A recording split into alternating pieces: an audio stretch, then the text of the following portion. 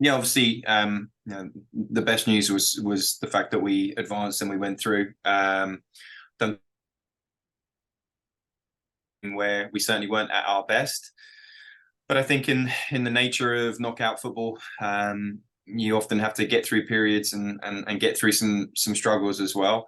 And I think it was the other side of the game that I was most proud of, the continued mentality, the collective effort, the winning culture. I think shone through a little bit there at the end as well to get the job done. So, we're still approaching things the same way now as we would have at the beginning of the season. We're still trying to get better, still trying to learn from mistakes, and we'll need to make sure that we improve upon a few different details from obviously the win against Vermont to make sure we advance through LMU as well. But good to get through that week. It can often be a tricky one with Thanksgiving as well. There's no students here. There's nothing beyond simply our training environment, so it can be a bit of a funky week in that regard. Just when their only stimulus is the 2 hours they have with us during training time. So hopefully back into what's their normal routine, back in their classes, so on and so forth. And yeah, we can have a great week. Just a reminder, everybody use the raise hand feature. So Nick, if you want to ask a question. Dan, good to see you. This team that you're going to face, Loyola Marymount, it seems like they have done a lot despite being outshot in these tournament games. I guess, what are you seeing from them, and why have they advanced despite having fewer quality chances perhaps than some of their opponents? Well, they're clinical. Obviously, they haven't needed to create too much necessarily for them to take a lead in a game, and then they've been incredibly resolute in terms of their defensive output. We've looked at still going through our process, honestly, in terms of the scouting process, but kind of just going through some things statistically that they've done. If you were to look at firstly who they've played this season, they played an incredible schedule. They've played, I think, 8 teams inside the top 40, I think, from an RPI perspective, and they're 7-0-1 in those games. So they seem to show up on the big occasion. They seem to do incredibly well against other good teams, and in that stretch of games, I think they've scored 12 and only conceded 3. So they've shown that 1-0 is enough at times. They've shown that they're very capable of defending the penalty area, and then very comfortable if they're not the team in possession, which I would say is a little more rare at this stage in the tournament. Normally you're playing against other teams that like to be the team with the ball, but if you just simply looked at what they've done statistically this season, they've had less possession than their opponent on average throughout the entire season. So it's a slightly different challenge in that regard. I think we're a team that feel comfortable with the ball, and it appears that they are a team that feels comfortable without it. So it makes for an interesting chess match for sure. Cody, go ahead. Yeah, hi Dan. Just wanted to ask, you've been this far in the tournament before. What's been the biggest difference getting to stay at home for all these games? I mean, the crowd, right? I think that I've already alluded to it, but there were some struggles last weekend against Vermont. I think the start of the second half was a little sloppy as well. So kind of got to that hour mark and had something resembling a period of play that looked like us, and the crowd getting back into the game, the crowd lifting, and it's that moment really kind of carried us through the next 30 minutes. And then on top of that, obviously, when we get the winner, or what was the eventual winner, with about 9 minutes to go, the enthusiasm, the energy, the lift, you could tell that the crowd was an incredible piece of that, an important piece of that. And then that fight and the energy levels of us were lifted. We were probably more alive in that last 10 minutes than we were maybe any other period in the game, and a lot had to do with the fact that obviously we had a lead to hold on to, but the energy and environment that was created from a packed stand made a huge difference. So they truly were a 12th man, and obviously incredibly excited that we've already sold the game out in the short span of time that we did, hoping that the student section and the maniacs come out and fill the surplus areas. We're already working towards getting those bleachers put back in, just as we had for the Marshall game earlier in the season. So yeah, look, I'm hoping that we break another attendance record, go comfortably over 3,000, close to 4,000 will be incredible, and give everyone something to cheer about and a reason to jump in their cars and drive to Louisville next week. Ryan, go ahead. So, Coach, kind of on that same note, I guess, and you alluded to the game selling out really quickly. What is the players' reaction to that when they see a game it gets sold out in 5-6 hours, and then how can that also fuel them? When you kind of mentioned this too, with the crowd being there and them being that 12th man, so to speak. How does that fuel them, and can you see that from them during the game? Yeah, look, I mean, like I said, look, we're undefeated at home this season. If you want to go break it down into even further details, you look at obviously Marshall, Louisville, Vermont, where we have sold all three of those games out. We're 3-0, right? So the trend is a real positive one. For me, that has to be more than just coincidence. There has to be a correlation there. And really, as I alluded to, there were moments where we weren't quite at our best in honestly both the last two games, but there was a clear period for me where we definitely could have been better against Vermont. And the manner in which the crowd provided support and gave encouragement in those moments, and then obviously, as I said, late on when you're defending a lead and protecting something, protecting the win, the encouragement and support that you could hear from the crowd, it was incredibly uplifting. Not just honestly for the bench and for the staff, it had to feel that way for the players as well. So it makes a huge difference, and yeah, hoping for an incredible environment, and atmosphere again on Saturday. Kevin, go ahead. Coach, is it important in the postseason when things tend to get a little more conservative and tighter, more stressful, that your team still plays free-flowing, attacking, aggressive soccer? I mean, that's been the hallmark of your programs. I would think as you advance and get further, you guys still have to be yourselves. You can't be careful trying to avoid a mistake. Yeah, absolutely. I think the type of team that we've evolved into this season, and to your point as well, right? Our identity has been with the intent of being dynamic, quick in transition moments, want the ball back as quickly as possible, territorially to try and play the game in advanced areas. Fear and conservatism does us no favors right now.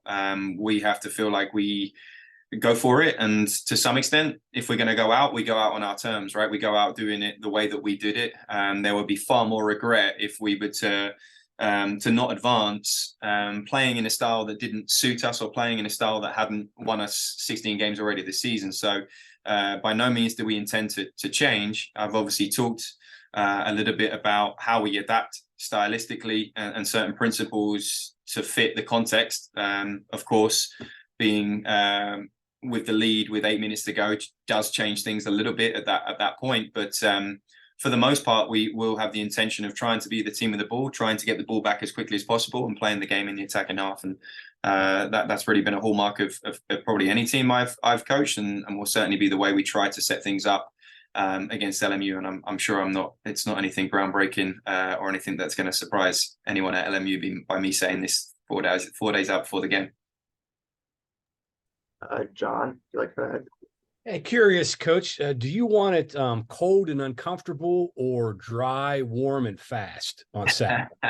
Maybe somewhere not quite this cold, because we're looking at alternative options for where we're going to train tomorrow. I didn't see snow in the forecast this week, that's for sure. So no, look, I don't know that matters all that much at this stage. I think the conditions are more relating to where we're playing, right? Like our grass field, at the size and dimensions of our field, the atmosphere that will be created from that perspective.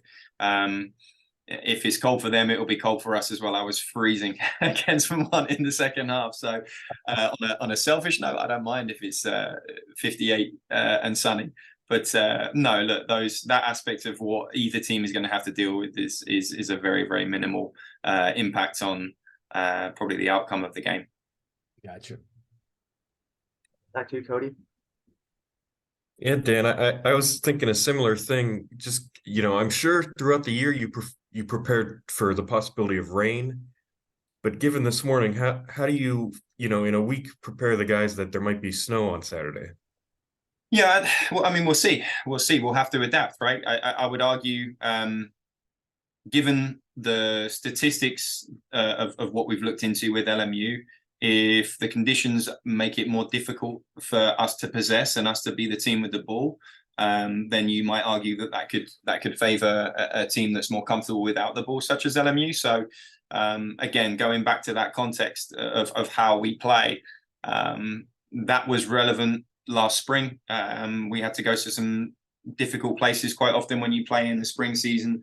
You're not necessarily playing on the quality of field that you have the luxury of getting in the fall semester when the fields have had the summer to be prepared. So we had to play in some difficult conditions in the spring season in that regard. And if that's the outcome, or that's what we have to deal with. The reality is, my expectations are that we're going to have to break down an incredibly compact, very well organized, good defensive side that can be very, very clinical with perhaps the limited chances that they may find themselves getting. I hope they're limited, certainly. We'll still have to be very vigilant.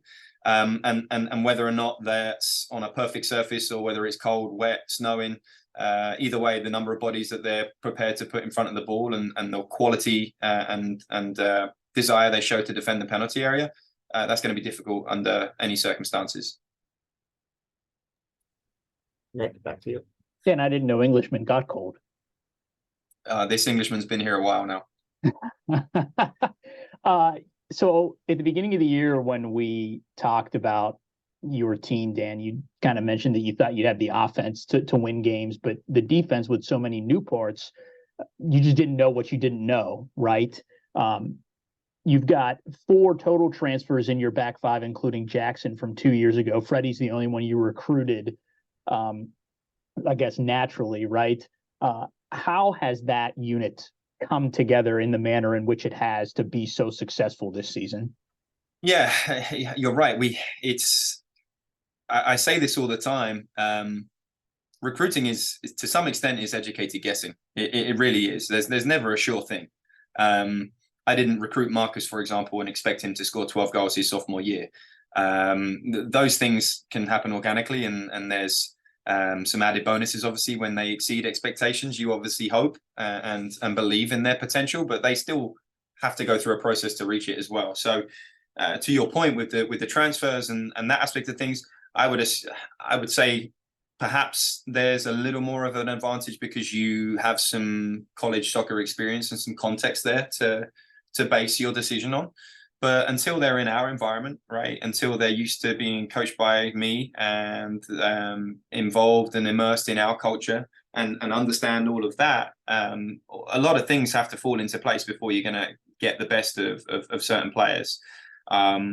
With those guys that we have brought in, what I didn't know and what I didn't account for is just how well we have defended the penalty area at times. So for all 3 of them, obviously Jackson's been incredible as well, but for Braden, for Carlos, and for Max in particular, I don't know that we recruited them. Maybe Braden, we saw some of it with his time at Liberty, but I don't know that we had brought them in fully appreciating just how prepared they are to put their body on the line, to block shots, to head things, the pride that they take in their defensive responsibilities when it really, really comes down to that final shot. Or that close proximity to the goal. They've been unbelievable this season, probably some of the best I've ever worked with in the college game. So that's been a pleasant surprise, obviously, because there's so many attributes and so many different qualities that we look for in our centre backs and our defenders. Of course, you want those, but I don't know that they were as glaringly obvious as they've become as a result of what we've seen from them this season. So long may it continue. That would be the one area where, to complement LMU, they look like they have that desire, that will, that mindset in their defensive unit and centre backs as well. So they're not going to make it easy for us in that regard either. Ryan, back to you. So Dan, obviously, the second time in the last 3 years you guys get to this stage of the NCAA tournament. What can you guys take from that last trip to the quarterfinals and learn from it, take it to this one? Or has everything changed so much with, different opponent, new team for you guys, new venue, obviously, or different venue? Is it too different, or are there things that do kind of carry over to this one? I mean, the experience and knowing that, I think back to the Georgetown game with incredible pride for the way that we played the game, right? We went there and we played within our identity. We went for it. It was 2 very, very good teams at the time in a really, really close contest, and we came out the wrong side of a penalty shootout. There was no element of that game where I felt like we fell short of effort, application, intent. from that perspective, I want to make sure that obviously we can say the same for the remainder of the season. I think what's changed, and I think where we've tried to be a little more strategic, is to, you know, when I spoke to the group on Monday, obviously following the result and a day off on Sunday, the challenge I presented to the players is that, you know, 2 weeks today, speaking from last Monday, 2 weeks today, someone's playing for a national championship, right? And do we have the mental fortitude, the focus, the mental endurance, whatever you want to call it, but do we have the capacity to be great for 2 weeks? Can we have the mindset there's 14 days left in the season, that we'll play 3 games, we would train 9 times, and what would it take for you individually and us collectively as a team to be great for 2 weeks, 2 measly weeks, should I say? How hard would that be for us? And what does it need to look like? And we went back to a lot of things that we have done and preached this season regarding consistency, the way that we approach training, the way that we approach scouts, the expectations that they set for themselves at the start of the season, when it comes to the fundamentals of having a professional environment and a winning mentality within our environment. And there was a ton of eye contact, a ton of head nodding, and I think everyone is bought into the idea that, yeah, if we have to apply ourselves the right way to every day for just 2 weeks to finish this out and give ourselves the potential to win a national championship, then I think they feel like they're very, very capable of that. Where we have to be careful, and what was also reminded of them, is, of course, that means we can't overlook anyone. But the one thing I wanted to try to change the mindset of was that the Elite Eight was incredible and was a milestone for this program, right? Every win, really, since Vermont, I would argue, is a new accolade for this team, another new milestone for this team. It was the 16 win mark, right? It's if we make a Final Four, it's something that the program's never done. If we make a national championship, it's something the program's never done. And I wanted to get beyond just this potential pitfall of, okay, the accomplishment is making the Final Four. The accomplishment is winning the whole thing at this point, right? And whilst we won't overlook anyone, and you know, you can't win it all if you don't win on Saturday, I wanted the intent and the mindset and the approach of the players to be that there's 2 weeks left of the season, and you've got to really double down on what it is we've done well, and have an incredible level of focus on what we do for just 2 weeks. John, go ahead. I have one more here, and it's kind of on the weather, and it's a little bit above what you're doing now. You know, you think about the way your sport's set up. Your most important games now are in November. And I'm looking here, I guess Notre Dame and Indiana are going to encounter maybe the same thing you guys are. And then next week, you're at Louisville, where weather could be also an issue. Do you like how it's set up? I mean, the way you play soccer in September and October can be different now if weather's an issue. Yeah, that's a bigger picture philosophy question, probably, with conversations that have happened on a broader level, on a national level, regarding the potential of a year-round season and schedule for men's soccer. There was a substantial push for that, and it did go to a vote. I think narrowly missing out at the time, but that is one of the arguments, right? If you're asking me if I want to play a Final Four in December versus in May, well, I'm not that picky. I just want to play in a Final Four. Right. But if I had the luxury of choosing, of course, the quality of conditions, the weather, what that does to attract fans and get the best attendance that we can at a neutral site in particular. I think it obviously helps if it can be later in the year. Mm-hmm. But you know, that's the nature of the way the college athletics is set up right now. There's very few sports that have the luxury of playing through both semesters, and we're a full sport. So it's probably not something I spend too much time thinking about, unless it really comes to the stage, if you like. There are, of course, other challenges if you start to play in the spring of just how the beginning of the spring would look like as well. So pick your poison, right? Do you want it to be cold at the start of the year? Do you want it to be cold at the end of the year? So that's kind of where we find ourselves right now. But what about playing style? I mean, does that impact the way you play? Because obviously it could be different in November, December than it is. I mean, I'm looking here at Stanford, Clemson, probably looking at ideal conditions. North Carolina, Oregon State, probably looking in ideal conditions. Down on your bracket, it could be completely different. Yeah. I mean, we watched. I kept an eye on Notre Dame against Western Michigan, and the field was covered in snow. They were using the orange illuminated ball. Right. It made it very, very difficult. And again, credit to Notre Dame, because I think they went down to 10 men after about 15 minutes. Did the conditions help with one less player because Western Michigan didn't have the capacity to maybe move the ball as effectively because the field was covered in snow? You could make that argument.